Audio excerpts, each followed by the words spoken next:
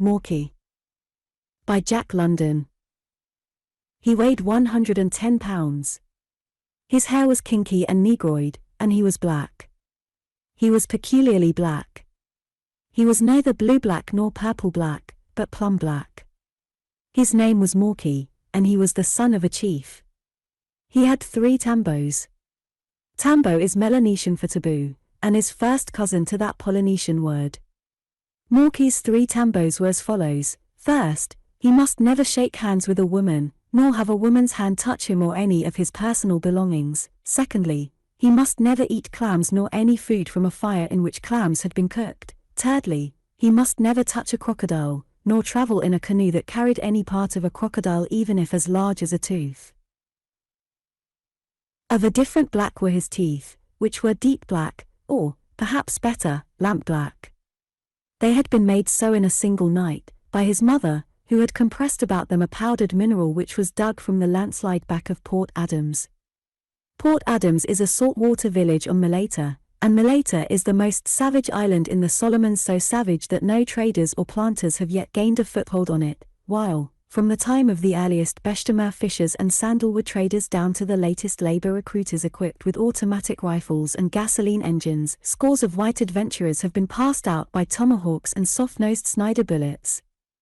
So Malaita remains today, in the 20th century, the stamping ground of the labor recruiters, who farm its coasts for laborers who engage and contract themselves to toil on the plantations of the neighboring and more civilized islands for a wage of $30 a year.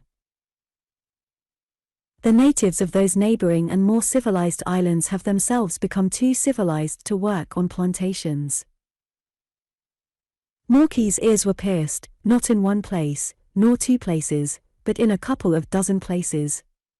In one of the smaller holes he carried a clay pipe. The larger holes were too large for such use. The bowl of the pipe would have fallen through. In fact, in the largest hole in each ear he habitually wore round wooden plugs that were an even 4 inches in diameter. Roughly speaking, the circumference of said holes was 12½ inches. Mauki was Catholic in his tastes. In the various smaller holes he carried such things as empty rifle cartridges, horseshoe nails, copper screws, pieces of string, braids of senet, strips of green leaf, and, in the cool of the day, scarlet hibiscus flowers. From which it will be seen that pockets were not necessary to his well-being. Besides, pockets were impossible, for his only wearing apparel consisted of a piece of calico several inches wide. A pocket knife he wore in his hair, the blade snapped down on a kinky lock. His most prized possession was the handle of a china cup, which he suspended from a ring of turtle shell, which, in turn, was passed through the partition cartilage of his nose.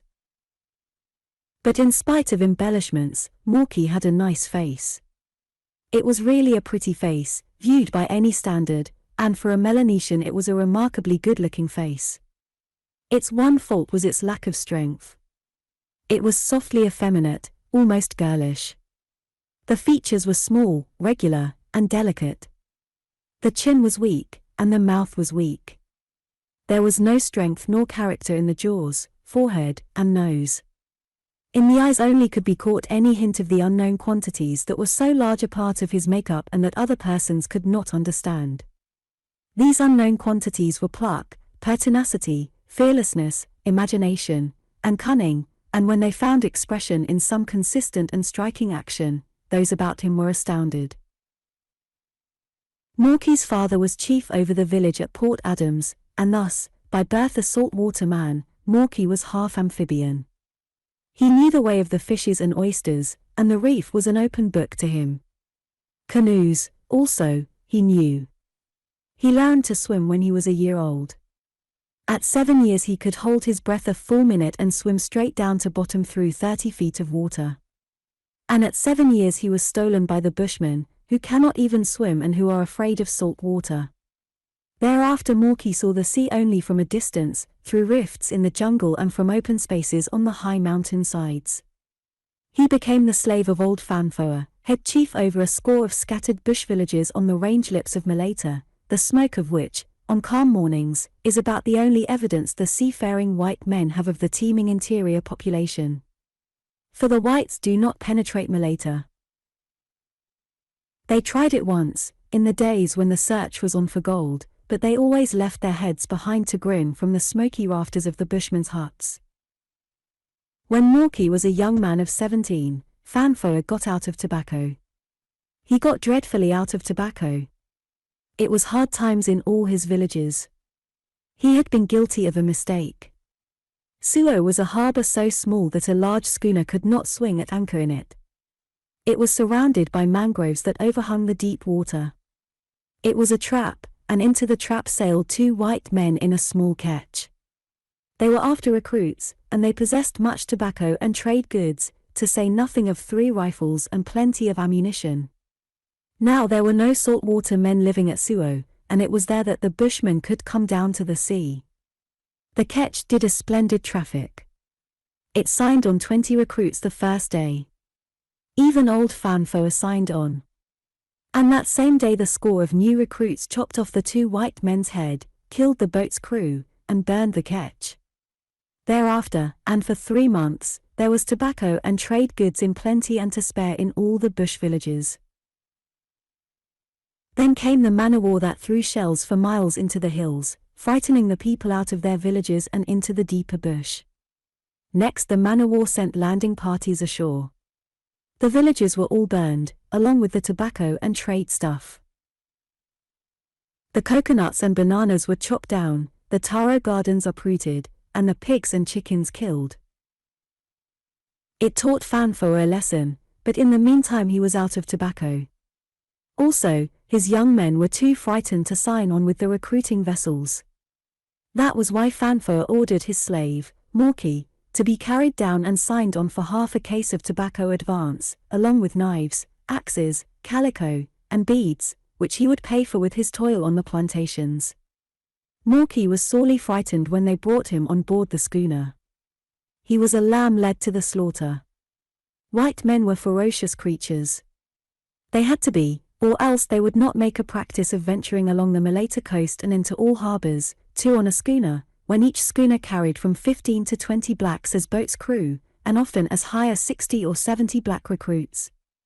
In addition to this, there was always the danger of the shore population, the sudden attack and the cutting off of the schooner and all hands. Truly, white men must be terrible. Besides, they were possessed of such devil's rifles that shot very rapidly many times, things of iron and brass that made the schooners go when there was no wind, and boxes that talked and laughed just as men talked and laughed. And he had heard of one white man whose particular devil was so powerful that he could take out all his teeth and put them back at will. Down into the cabin they took Mauki. On deck, the one white man kept guard with 2 revolvers in his belt. In the cabin the other white man sat with a book before him, in which he inscribed strange marks and lines. He looked at Mauki as though he had been a pig or a fowl, glanced under the hollows of his arms, and wrote in the book. Then he held out the writing stick and Mauki just barely touched it with his hand, in so doing pledging himself to toil for 3 years on the plantations of the Moongleam Soap Company. It was not explained to him that the will of the ferocious white men would be used to enforce the pledge, and that, behind all, for the same use, was all the power and all the warships of Great Britain. Other blacks there were on board, from unheard of far places, and when the white man spoke to them, they tore the long feather from Mauki's hair, cut that same hair short, and wrapped about his waist a lava of bright yellow calico.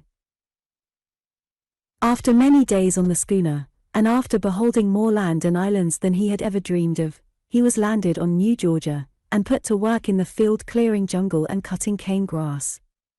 For the first time he knew what work was. Even as a slave to Fanfoa he had not worked like this. And he did not like work.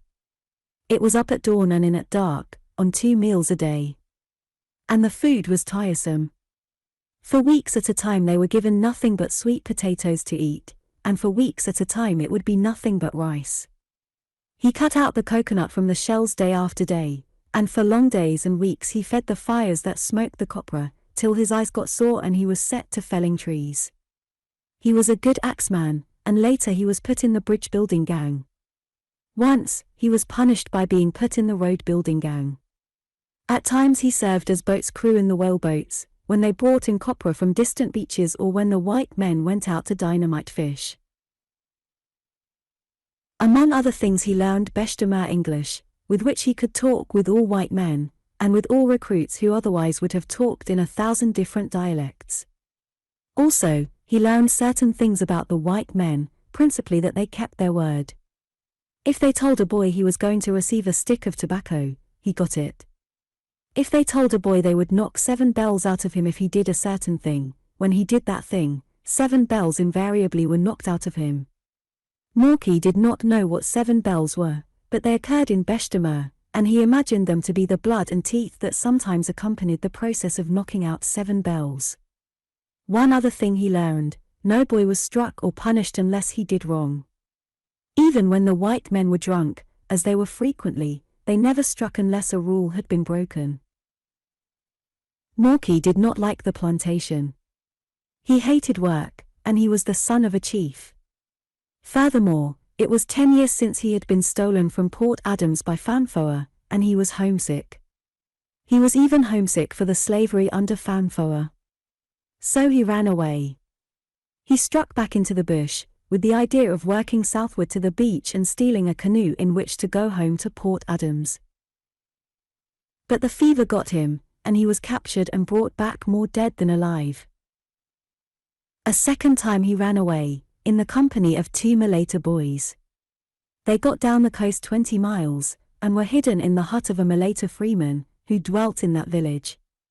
But in the dead of night 2 white men came, who were not afraid of all the village people and who knocked 7 bells out of the 3 runaways, tied them like pigs, and tossed them into the whaleboat. But the man in whose house they had hidden 7 times 7 bells must have been knocked out of him from the way the hair, skin, and teeth flew, and he was discouraged for the rest of his natural life from harboring runaway laborers. For a year Mauki toiled on. Then he was made a houseboy, and had good food in easy times, with light work in keeping the house clean and serving the white men with whiskey and beer at all hours of the day and most hours of the night. He liked it, but he liked Port Adams more. He had 2 years longer to serve, but 2 years were too long for him in the throes of homesickness. He had grown wiser with his year of service, and, being now a houseboy, he had opportunity. He had the cleaning of the rifles, and he knew where the key to the storeroom was hung. He planned to escape, and one night 10 Malaita boys and 1 boy from San Cristobal sneaked from the barracks and dragged one of the whale boats down to the beach. It was Mauki who supplied the key that opened the padlock on the boat, and it was Mauki who equipped the boat with 12 Winchesters, an immense amount of ammunition, a case of dynamite with detonators and fuse, and 10 cases of tobacco. The northwest monsoon was blowing, and they fled south in the night time, hiding by day on detached and uninhabited islets, or dragging their whaleboat into the bush on the large islands. Thus they gained Guadalcanal, skirted halfway along it, and crossed the indispensable straits to Florida Island. It was here that they killed the San Cristobal boy, saving his head and cooking and eating the rest of him. The Malaita coast was only 20 miles away, but the last night a strong current and baffling winds prevented them from gaining across. Daylight found them still several miles from their goal. But daylight brought a cutter, in which were 2 white men, who were not afraid of 11 Malaita men armed with 12 rifles. Mauki and his companions were carried back to Tulagi, where lived the great white master of all the white men. And the great white master held a court, after which, one by one, the runaways were tied up and given 20 lashes each, and sentenced to a fine of $15. They were sent back to New Georgia, where the white men knocked 7 bells out of them all around and put them to work. But Mauki was no longer houseboy. He was put in the road-making gang. The fine of $15 had been paid by the white men from whom he had run away, and he was told that he would have to work it out, which meant 6 months additional toil. Further, his share of the stolen tobacco earned him another year of toil. Port Adams was now 3 years and a half away, so he stole a canoe one night, hid on the islets in Manning Straits, passed through the straits, and began working along the eastern coast of Isabel, only to be captured, 2/3 of the way along, by the white men on Maringe Lagoon. After a week, he escaped from them and took to the bush. There were no bush natives on Isabel, only saltwater men, who were all Christians. The white men put up a reward of 500 sticks of tobacco, and every time Mauki ventured down to the sea to steal a canoe he was chased by the saltwater men. For months of this passed, when, the reward having been raised to 1,000 sticks, he was caught and sent back to New Georgia and the road-building gang. Now 1,000 sticks are worth $50, and Mauki had to pay the reward himself, which required a year and 8 months' labor. So Port Adams was now 5 years away.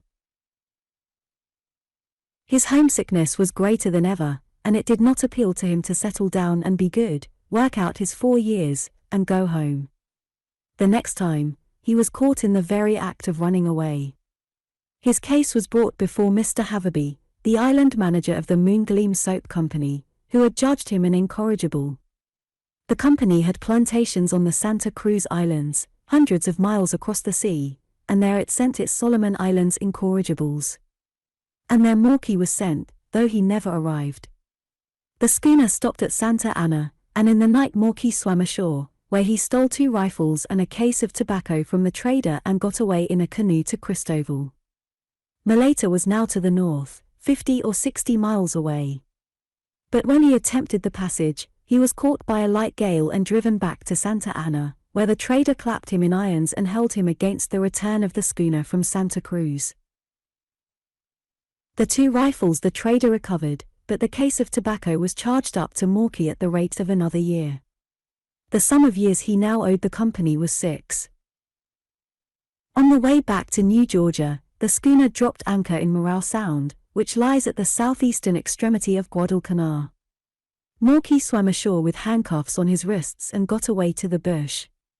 The schooner went on, but the Moongleam trader ashore offered 1,000 sticks, and to him Mauki was brought by the bushman with a year and 8 months tacked onto his account. Again, and before the schooner called in, he got away, this time in a whale boat accompanied by a case of the trader's tobacco. But a northwest gale wrecked him upon Ugi, where the Christian natives stole his tobacco and turned him over to the Moongleam trader who resided there. The tobacco the natives stole meant another year for him, and the tale was now 8 years and a half. "We'll send him to Lord Howe," said Mr. Haverby. "Bunster is there, and we'll let them settle it between them. It will be a case, I imagine, of Mauki getting Bunster, or Bunster getting Mauki, and good riddance in either event. If one leaves Maringe Lagoon, on Isabel, and steers a course due north, magnetic, at the end of 150 miles he will lift the pounded coral beaches of Lord Howe above the sea. Lord Howe is a ring of land some 150 miles in circumference, several hundred yards wide at its widest, and towering in places to a height of 10 feet above sea level. Inside this ring of sand is a mighty lagoon studded with coral patches. Lord Howe belongs to the Solomons neither geographically nor ethnologically. It is an atoll, while the Solomons are high islands, and its people and language are Polynesian, while the inhabitants of the Solomons are Melanesian. Lord Howe has been populated by the westward Polynesian drift which continues to this day, big outrigger canoes being washed upon its beaches by the southeast trade. That there has been a slight Melanesian drift in the period of the northwest monsoon, is also evident. Nobody ever comes to Lord Howe, or Ontong Java as it is sometimes called. Thomas Cook and Son do not sell tickets to it, and tourists do not dream of its existence. Not even a white missionary has landed on its shore. Its 5,000 natives are as peaceable as they are primitive. Yet they were not always peaceable. The sailing directions speak of them as hostile and treacherous. But the men who compile the sailing directions have never heard of the change that was worked in the hearts of the inhabitants, who, not many years ago, cut off a big bark and killed all hands with the exception of the second mate. The survivor carried the news to his brothers. The captains of 3 trading schooners returned with him to Lord Howe. They sailed their vessels right into the lagoon and proceeded to preach the white man's gospel that only white men shall kill white men and that the lesser breeds must keep hands off. The schooners sailed up and down the lagoon, harrying and destroying. There was no escape from the narrow sand circle, no bush to which to flee. The men were shot down at sight, and there was no avoiding being sighted. The villages were burned, the canoes smashed, the chickens and pigs killed, and the precious coconut trees chopped down. For a month this continued, when the schooner sailed away, but the fear of the white man had been seared into the souls of the islanders, and never again were they rash enough to harm one. Max Bunster was the one white man on Lord Howe, trading in the pay of the ubiquitous Moon Gleam Soap Company. And the company billeted him on Lord Howe, because, next to getting rid of him, it was the most out-of-the-way place to be found. That the company did not get rid of him was due to the difficulty of finding another man to take his place. He was a strapping big German, with something wrong in his brain. Semi-madness would be a charitable statement of his condition. He was a bully and a coward, and a thrice bigger savage than any savage on the island. Being a coward, his brutality was of the cowardly order. When he first went into the company's employ, he was stationed on Savo. When a consumptive colonial was sent to take his place, he beat him up with his fists and sent him off a wreck in the schooner that brought him. Mr. Haverby next selected a young Yorkshire giant to relieve Bunster. The Yorkshireman had a reputation as a bruiser and preferred fighting to eating. But Bunster wouldn't fight. He was a regular little lamb for 10 days, at the end of which time the Yorkshireman was prostrated by a combined attack of dysentery and fever. Then Bunster went for him, among other things getting him down and jumping on him a score or so of times. Afraid of what would happen when his victim recovered, Bunster fled away in a cutter to Guvutu, where he signalized himself by beating up a young Englishman already crippled by a ball bullet through both hips. Then it was that Mr. Haverby sent Bunster to Lord Howe, the falling-off place. He celebrated his landing by mopping up half a case of gin and by thrashing the elderly and wheezy mate of the schooner which had brought him. When the schooner departed, he called the Kanakas down to the beach and challenged them to throw him in a wrestling bout, promising a case of tobacco to the one who succeeded. 3 Kanakas he threw, but was promptly thrown by a 4th, who, instead of receiving the tobacco, got a bullet through his lungs. And so began Bunster's reign on Lord Howe. 3,000 people lived in the principal village, but it was deserted, even in broad day, when he passed through. Men, women, and children fled before him. Even the dogs and pigs got out of the way, while the king was not above hiding under a mat. The 2 prime ministers lived in terror of Bunster, who never discussed any moot subject, but struck out with his fists instead. And to Lord Howe came Mauki, to toil for Bunster for 8 long years and a half. There was no escaping from Lord Howe. For better or worse, Bunster and he were tied together. Bunster weighed 200 pounds. Mauki weighed 110. Bunster was a degenerate brute. But Mauki was a primitive savage. While both had wills and ways of their own. Mauki had no idea of the sort of master he was to work for. He had had no warnings, and he had concluded as a matter of course that Bunster would be like other white men, a drinker of much whiskey, a ruler and a lawgiver who always kept his word and who never struck a boy undeserved. Bunster had the advantage. He knew all about Mauki, and gloated over the coming into possession of him. The last cook was suffering from a broken arm and a dislocated shoulder, so Bunster made Mauki cook and general houseboy. And Mauki soon learned that there were white men and white men.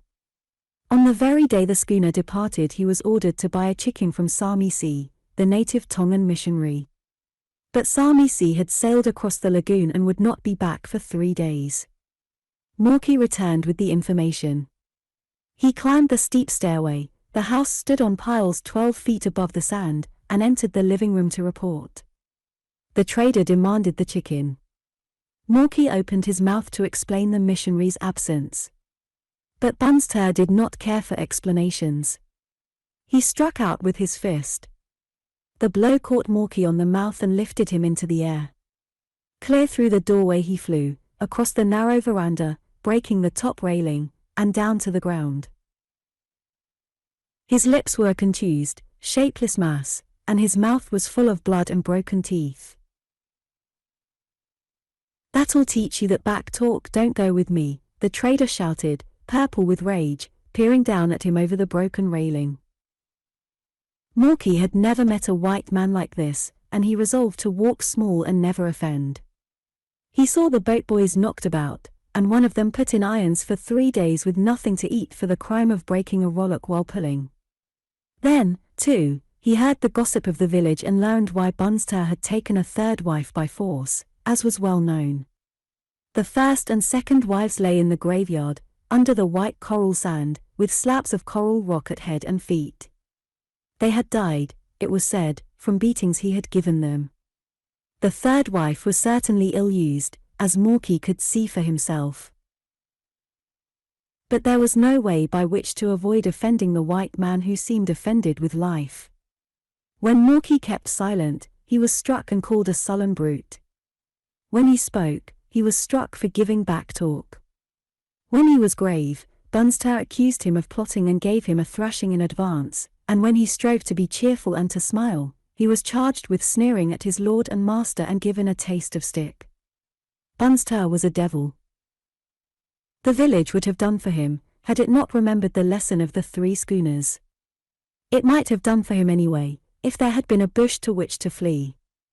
As it was, the murder of the white men, of any white man, would bring a man-o'-war that would kill the offenders and chop down the precious coconut trees. Then there were the boat boys, with minds fully made up to drown him by accident at the first opportunity to capsize the cutter. Only Bunster saw to it that the boat did not capsize. Mauki was of a different breed, and escape being impossible while Bunster lived, he was resolved to get the white man. The trouble was that he could never find a chance. Bunster was always on guard. Day and night his revolvers were ready to hand. He permitted nobody to pass behind his back, as Mauki learned after having been knocked down several times. Bunster knew that he had more to fear from the good-natured, even sweet-faced, Malaita boy than from the entire population of Lord Howe, and it gave added zest to the program of torment he was carrying out. And Mauki walked small, accepted his punishments, and waited. All other white men had respected his tambos, but not so Bunster. Mauki's weekly allowance of tobacco was 2 sticks. Bunster passed them to his woman and ordered Mauki to receive them from her hand. But this could not be, and Mauki went without his tobacco. In the same way he was made to miss many a meal, and to go hungry many a day. He was ordered to make chowder out of the big clams that grew in the lagoon. This he could not do, for clams were tambo. 6 times in succession he refused to touch the clams, and 6 times he was knocked senseless. Bunster knew that the boy would die first, but called his refusal mutiny, and would have killed him had there been another cook to take his place. One of the trader's favorite tricks was to catch Mauki's kinky locks and bat his head against the wall. Another trick was to catch Mauki unawares and thrust the live end of a cigar against his flesh. This Bunster called vaccination, and Mauki was vaccinated a number of times a week. Once, in a rage, Bunster ripped the cup handle from Mauki's nose, tearing the whole clay out of the cartilage. "Oh, what a mug," was his comment, when he surveyed the damage he had wrought. The skin of a shark is like sandpaper, but the skin of a ray fish is like a rasp. In the South Seas the natives use it as a wood file in smoothing down canoes and paddles. Bunster had a mitten made of ray fish skin. The first time he tried it on Mauki, with one sweep of the hand it fetched the skin off his back from neck to armpit. Bunster was delighted. He gave his wife a taste of the mitten, and tried it out thoroughly on the boat boys. The prime ministers came in for a stroke each, and they had to grin and take it for a joke. "Laugh, damn you, laugh," was the cue he gave. Mauki came in for the largest share of the mitten. Never a day passed without a caress from it. There were times when the loss of so much cuticle kept him awake at night, and often the half-healed surface was raked raw afresh by the facetious Mr. Bunster. Mauki continued his patient wait, secure in the knowledge that sooner or later his time would come. And he knew just what he was going to do, down to the smallest detail, when the time did come. One morning Bunster got up in a mood for knocking 7 bells out of the universe. He began on Mauki, and wound up on Mauki, in the interval knocking down his wife and hammering all the boat boys. At breakfast he called the coffee slops and threw the scalding contents of the cup into Mauki's face. By 10 o'clock Bunster was shivering with ague, and half an hour later he was burning with fever. It was no ordinary attack. It quickly became pernicious, and developed into black water fever. The days passed, and he grew weaker and weaker, never leaving his bed. Mauki waited and watched, the while his skin grew intact once more. He ordered the boys to beach the cutter, scrub her bottom, and give her a general overhauling. They thought the order emanated from Bunster, and they obeyed. But Bunster at the time was lying unconscious and giving no orders. This was Mauki's chance, but still he waited. When the worst was past, and Bunster lay convalescent and conscious, but weak as a baby, Mauki packed his few trinkets, including the china cup handle, into his trade box. Then he went over to the village and interviewed the king and his 2 prime ministers. "This fella Bunster, him good fella you like too much?" he asked. They explained in one voice that they liked the trader not at all. The ministers poured forth a recital of all the indignities and wrongs that had been heaped upon them. The king broke down and wept. Mauki interrupted rudely. "You sav mimi big fella master my country. You know like this fella white master. Me know like plenty good you put 100 coconut, 200 coconut, 300 coconut along cutter. Him finish, you go sleep good fella. Altogether Kanaka sleep good fella. By big fella noise along house, you know sav hear that fella noise. You altogether sleep strong fella too much." In like manner Mauki interviewed the boat boys. Then he ordered Bunster's wife to return to her family house. Had she refused, he would have been in a quandary, for his tambo would not have permitted him to lay hands on her. The house deserted, he entered the sleeping room, where the trader lay in a doze. Mauki first removed the revolvers, then placed the ray fish mitten on his hand. Bunster's first warning was a stroke of the mitten that removed the skin the full length of his nose. "Good fella, eh?" Mauki grinned, between 2 strokes, one of which swept the forehead bare and the other of which cleaned off one side of his face. "Laugh, damn you, laugh." Mauki did his work thoroughly, and the Kanakas, hiding in their houses, heard the big fella noise that Bunster made and continued to make for an hour or more. When Mauki was done, he carried the boat compass and all the rifles and ammunition down to the cutter, which he proceeded to ballast with cases of tobacco.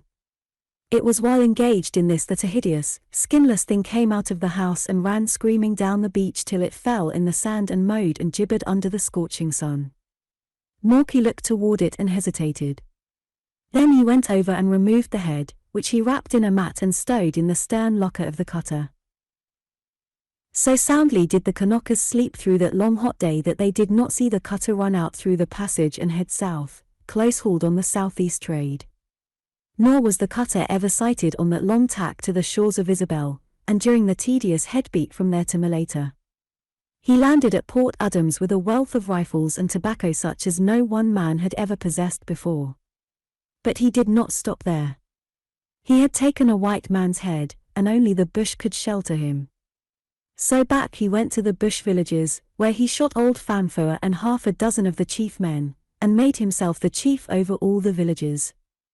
When his father died, Mauki's brother ruled in Port Adams, and joined together, saltwater men and bushmen. The resulting combination was the strongest of the 10 score fighting tribes of Malaita. More than his fear of the British government was Mauki's fear of the all-powerful Moongleam Soap Company, and one day a message came up to him in the bush, reminding him that he owed the company 8½ years of labor.